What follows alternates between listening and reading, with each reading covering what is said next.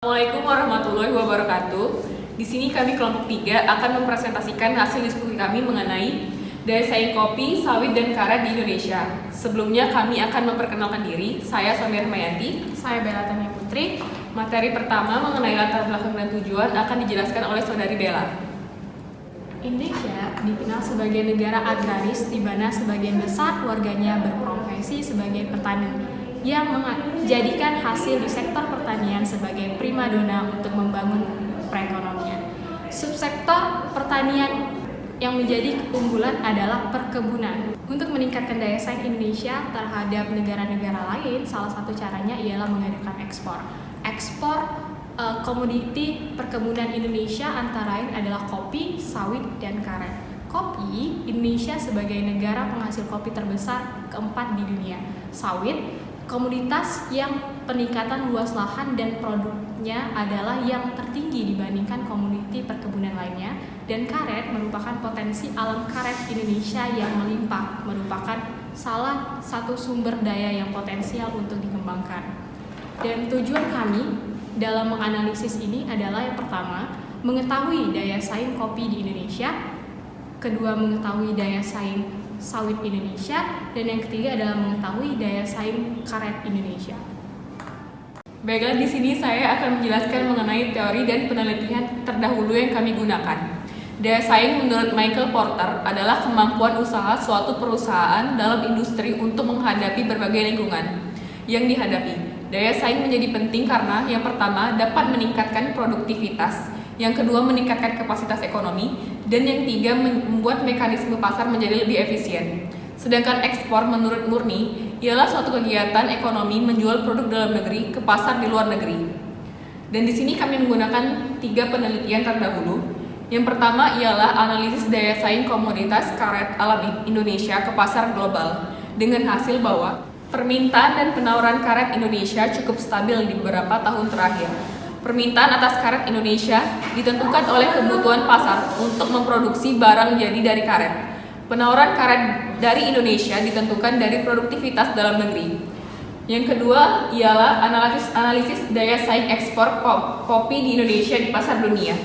Indonesia harus menghadapi kompetisi yang kuat antara Brazil dan Kolombia dalam pasar United States of America atau USA, Jerman, Italia, dan Jepang. Terlebih lagi, 90% produk kopi Indonesia adalah kopi robusta yang memiliki kualitas rendah. Hal ini menyebabkan Indonesia mendapat harga yang lebih rendah dibanding negara lainnya.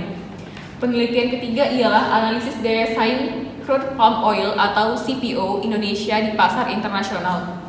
Hasil analisis RCA dan ISP menunjukkan bahwa CPO Indonesia memiliki keunggulan komparatif terbesar, kompetitif terkuat, serta berada pada tahap kematangan di pasar internasional dibandingkan Malaysia dan Thailand.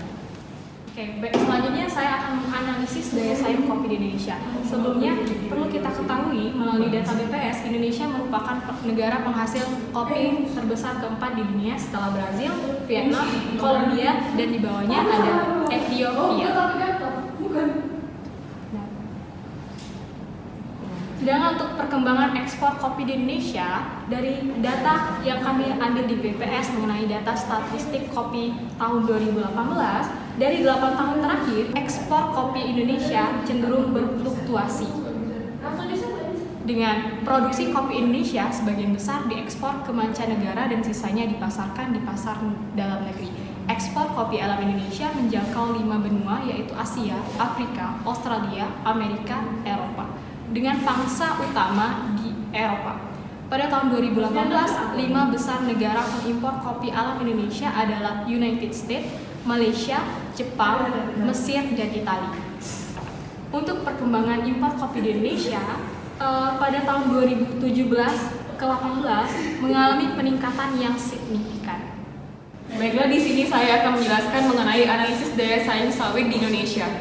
Menurut data yang kami peroleh dari Badan Pusat Statistik Sawit Indonesia tahun 2018, kami dapatkan data bahwa ekspor sawit di Indonesia cenderung berfluktuasi dari tahun 2014 hingga tahun 2018. Dari tahun 2017 ke 2018, ekspor sawit Indonesia cenderung menurun. Begitu juga nilainya.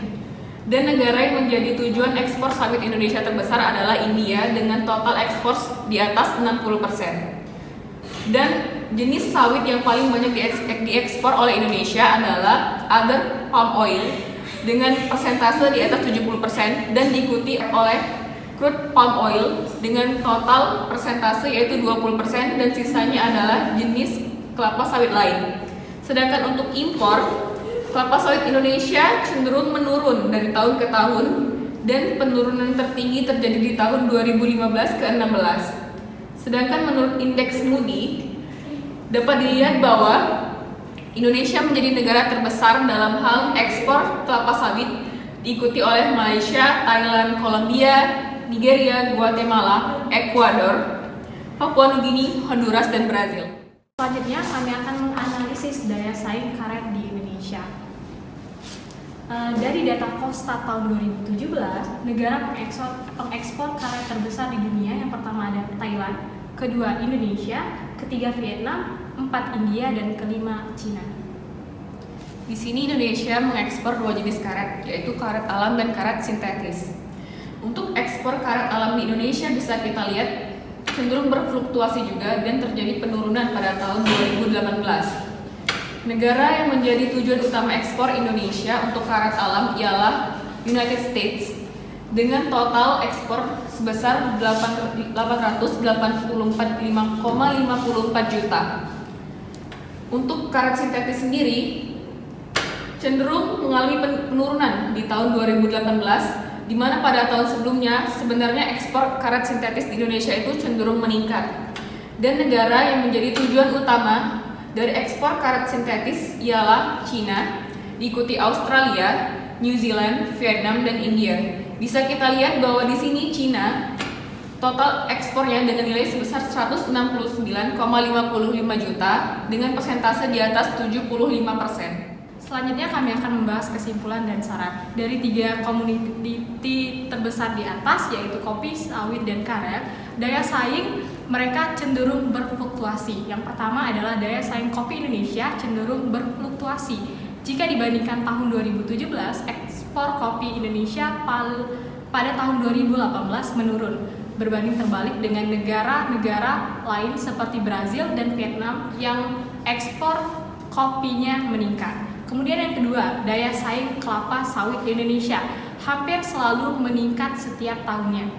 Dan yang ketiga adalah daya saing karet Indonesia cenderung berfluktuasi. Pada tahun 2018, ekspor karet Indonesia mengalami penurunan dibandingkan tahun 2017. Berikutnya saya akan membacakan saran. Kami mengharapkan kepada pemerintah melalui badan-badannya seperti Direktorat Jenderal Perkebunan, Dinas Perindustrian, Perdagangan, serta badan-badan lainnya yang terkait dengan kopi, sawit, dan karet di Indonesia agar lebih mendukung berbagai program pemerintah dan kebijakan-kebijakannya guna meningkatkan hasil produksi kopi, sawit, dan karet di Indonesia sehingga daya saing dari kopi, sawit, dan karet sendiri dapat meningkat di pasar dunia. Sekian presentasi dari kelompok kami minta maaf apabila ada kesalahan. Kepada Allah kami mohon ampun. Wassalamualaikum warahmatullahi wabarakatuh.